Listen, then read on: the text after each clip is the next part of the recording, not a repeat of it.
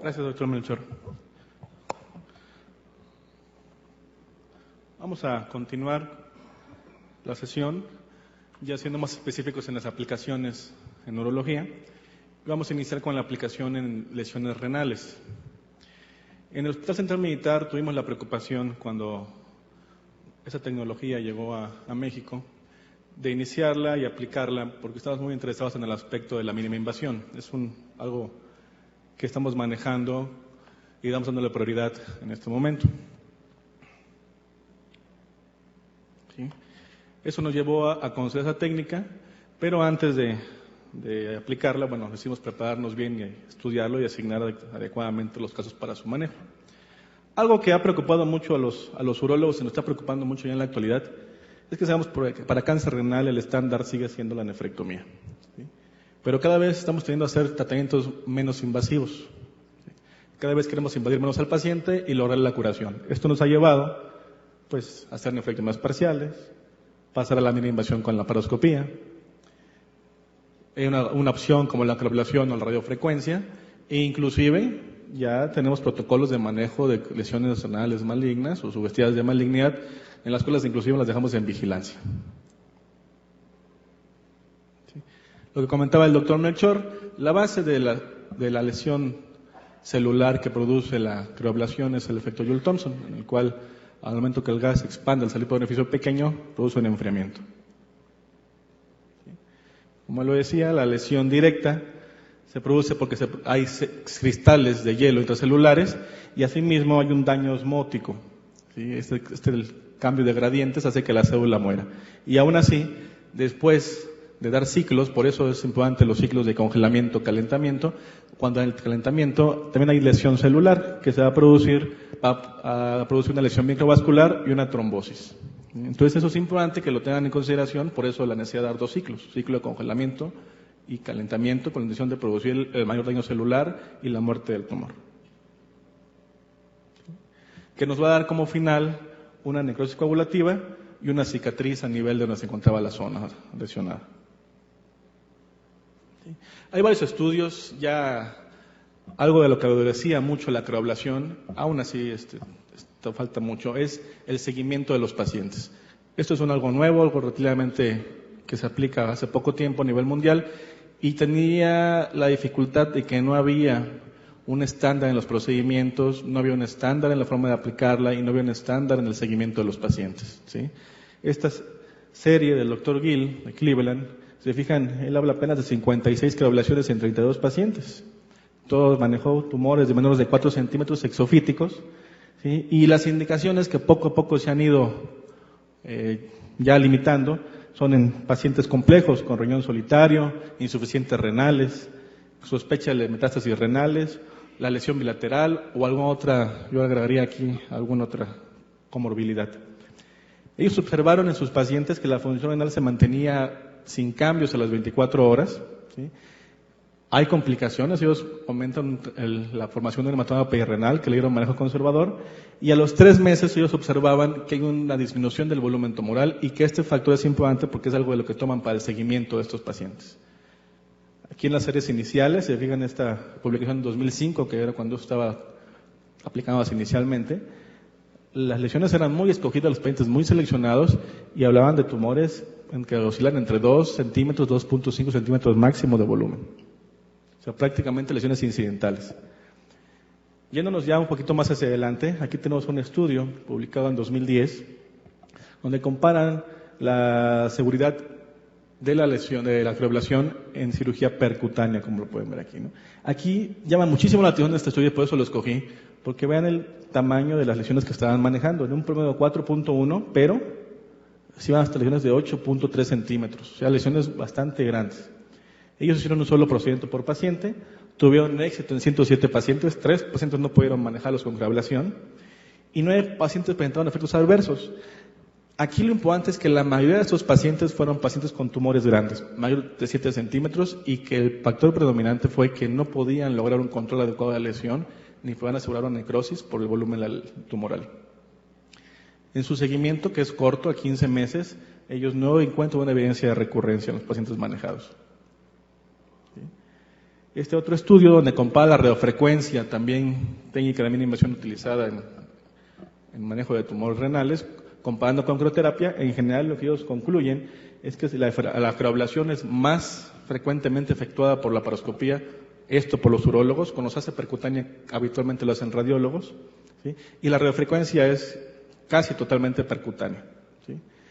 La ventaja de la crioablación es que en sus pacientes hay menos retratamientos, hay un mejor control oncológico en comparación con radiofrecuencia y un menor riesgo de progresión metastásica en estos pacientes. ¿Qué pasa cuando compararon crioablación con la nefrectomía parcial? ¿Sí? Concluyen lo siguiente, lo que todos sabemos, que la nefrectomía parcial sigue siendo el estándar de oro, ¿sí? Que la crioablación laparoscópica es una alternativa. ¿Sí? Ellos analizaron, eso es un metaanálisis donde se vieron más de 6,000 lesiones, ¿sí? Y se analizaron para la progresión local y metástasis. Vean la cantidad de procedimientos, 10,000 procedimientos, y lo que vemos aquí es que la progresión local, eso me llamó mucho la atención, fue mayor para la nefrectomía parcial en comparación con crioablación. Las complicaciones fueron mayores para la cirugía abierta y concluyen que esta técnica de crioablación debe de ser indicada en pacientes con morbilidad alta. Una vez más, comparando la nefrectomía parcial con crioablación, la conclusión es que debe de ser para pacientes de alto riesgo. Esto ha contrapunteado mucho y ha mermado en algunas ocasiones en el aspecto científico urológico y ha llevado a tener pláticas donde gente que apoya y gente que va en contra de la crioablación, ¿sí? Este estudio muy reciente, publicado en enero del 2011 en el Journal, ¿sí? Donde un autor apoya la crioablación y otro la rechaza. Ustedes ven aquí que el sí es por la población de mayor edad, con más comorbilidad. Prefiere la crioablación porque no necesita hacer un clipaje del hilio renal, es técnicamente entre comillas simple y da prioridad y maximiza la función renal en ese tipo de pacientes que habitualmente la tienen comprometida. Más sin embargo, ¿qué tenemos en contra? Que no hay un seguimiento oncológico prolongado, las series van entre 2 y 3 años, ¿sí? Un problema importante de la crioablación es que no tenemos experiencia en el seguimiento. Nadie sabía cómo iba a estar una lesión que se había sometido a criocirugía, cómo le íbamos a vigilar y cómo se iba a comportar y cómo se iba a observar en un estudio de control como una tomografía, ¿sí? Y que si falla el tratamiento dificulta realizar un procedimiento posterior como una cirugía de rescate.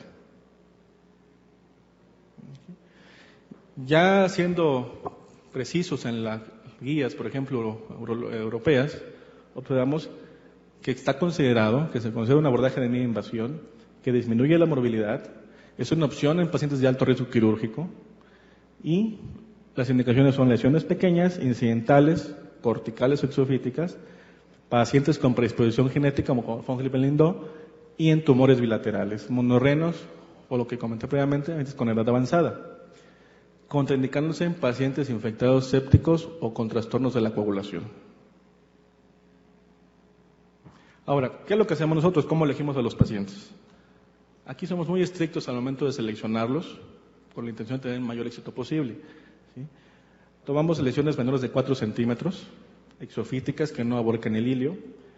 Habitualmente son pacientes mayores, aunque no necesariamente, que tengan comorbilidades agregadas, pacientes monorrenos o trasplantados, con enfermedades genéticas, y en algunos pacientes jóvenes sigue siendo preferible hacer un procedimiento más radical por la expectativa que tienen de vida. Hay que advertir al paciente, esto es muy importante, ¿sí?, que van a necesitar un seguimiento probablemente más frecuente de lo que sería habitual para otro paciente con patología renal que no se maneja con crioablación, ¿sí?, y que inclusive después de que sea operado y manejado, el tratamiento puede fallar y puede necesitar un tratamiento posterior quirúrgico.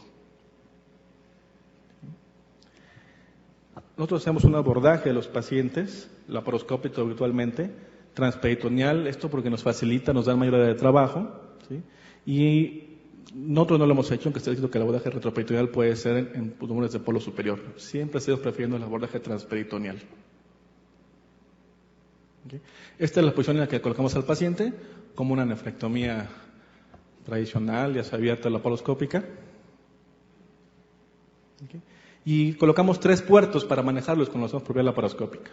Ustedes pueden notar un puerto umbilical de 10 milímetros, este puede ser de 5, eso es la elección del cirujano, ¿sí? Un segundo puerto de 2 puertos de 5 milímetros, ¿sí? Un umbilical cefálico y uno discretamente arriba de la cresta ilíaca antero superior a 2 centímetros de ella. Esto puede modificarse de acuerdo al hábito del paciente, obviamente. ¿Sí? Trabajamos, como ustedes pueden ver, con el lente, colocando el ombligo, y depende del paciente, del cirujano, si es derecho o zurdo. En mi caso soy derecho, bueno, con un aparato de sección del lado derecho y me ayudo con la mano izquierda en el otro puerto. Habitual, como cualquier nefrectomía, el cirujano de frente al paciente, con 1 o 2 ayudantes, la enfermera y el camarógrafo a un lado del cirujano. ¿Okay? ¿Qué es lo que hacemos? Localizamos el tumor. Para aquí es muy importante, y es algo con lo que afortunadamente contamos nosotros, es con un ultrasonido laparoscópico. Yo creo que es una herramienta que es fundamental, necesaria para hacer bien el procedimiento en la actualidad por mínima invasión. ¿Sí? Habitualmente siempre biopsiamos la lesión una vez que la abordamos. Aquí voy a poner una pistola de biopsia, con la cual estamos tomando una biopsia precutánea de la lesión antes de hacer el procedimiento de creablación. Y siempre, una vez que estamos ya haciendo el procedimiento, tratamos de exceder, guiados por ultrasonido, dar 1 centímetro de margen donde se limita el tumor hacia donde se forma la bola de hielo. Y es importante valorar el número de creosondas con la intención de abordar completamente la lesión. Sí, ahora con las nuevas creosondas de última generación ya tienen la posibilidad de inclusive que el cirujano manipule y aumente o disminuya el volumen de la bola de hielo, que es una de las ventajas de las nuevas generaciones de equipos de crioablación. Aquí esta foto es para ejemplificar nuestro equipo. Es un ultrasonido laparoscópico que nos es invaluable para este tipo de procedimientos, para la locación tumoral y el seguimiento de la crioablación transoperatoria. Esta es la forma en la que ya estamos haciendo una crioablación. Ustedes observen las creosondas colocadas, cómo se están congelando. Okay. En este video, si lo puedes correr, por favor. Okay. Es el momento en que estoy colocando ahí la sonda, que es percutánea. Estoy introduciendo la sonda de forma percutánea y al mismo tiempo, por vía laparoscópica, estoy observando la entrada de la criosonda a la lesión. Okay. Siempre damos 2 ciclos de tratamiento, un doble ciclo de congelamiento es congelamiento. Habitualmente el primer calentamiento es activo y el segundo ya lo dejamos pasivo.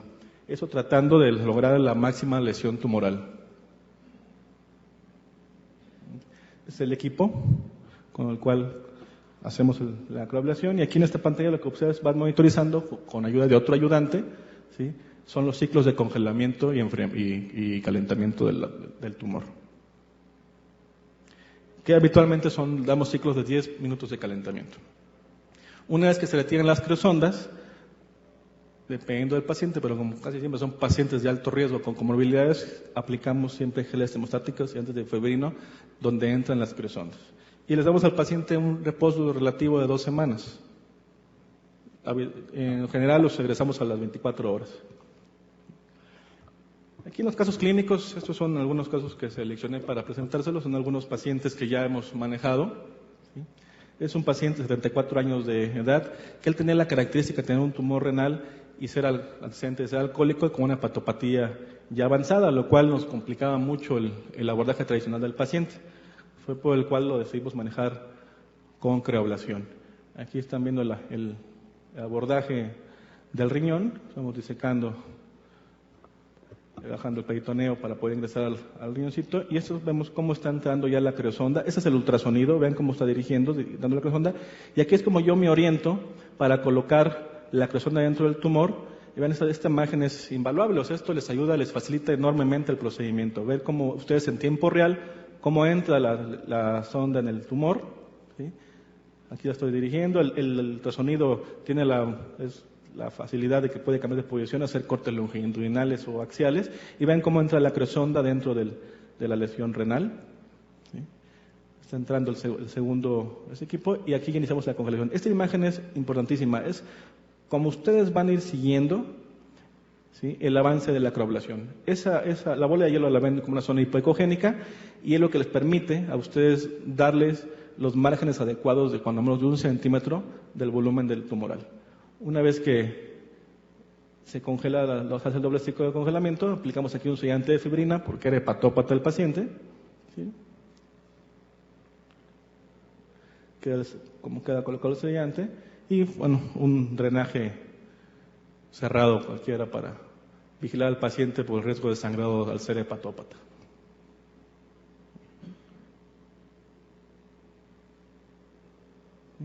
Ese es un caso clínico de una paciente, compañera nuestra, médico, para hacer más difícil el caso. Ella se empezó a estudiar por una hepatopatía, tenía un problema hepático, e incidentalmente le encuentran aquí una lesión de 2 centímetros superior izquierdo, que desde que se observa en la tomografía se ve ya en la fase arterial que ustedes ven, con características de malignidad. Caso complejo, imagínense lo demandante de la paciente, nuestra compañera, internista, sabe lo que tiene, en fin, un caso difícil. Este paciente se manejó con coagulación, un tumor de 2 centímetros, como aquí les menciono, esta lesión. ¿Sí? Este es un corte axial del tumor.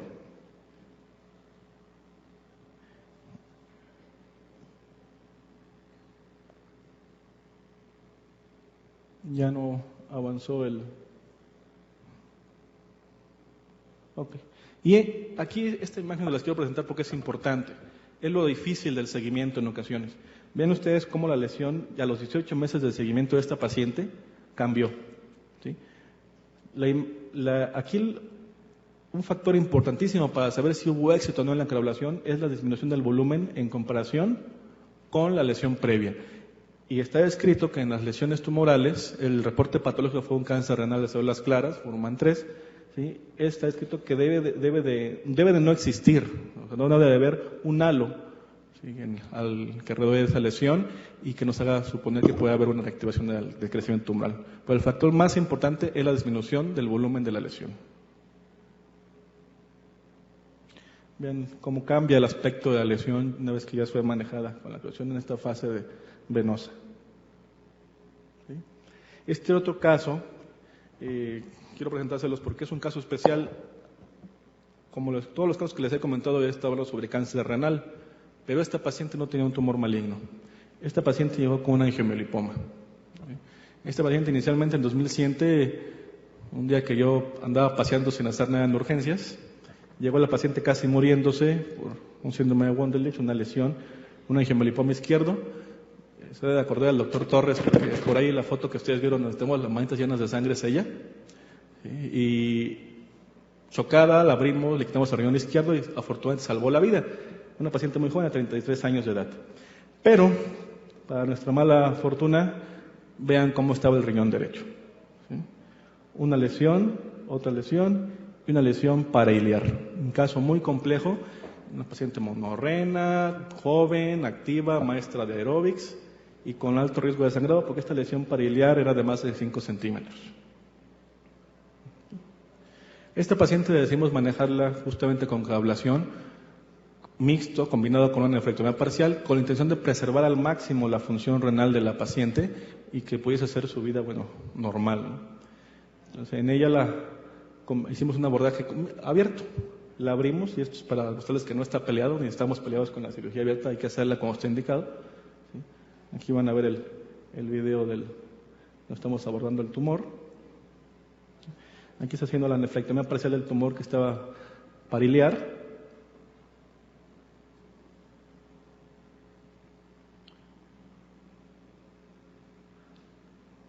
Estamos resecando la lesión, haciendo la reparación renal.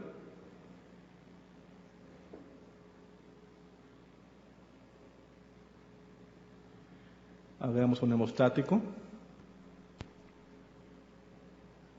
Y posteriormente las lesiones periféricas les hicimos creoblación directa, observando y controlando la formación de la bola de hielo, tratando de preservarle al máximo ese riñón tan valioso que tenía la paciente. La tercera lesión.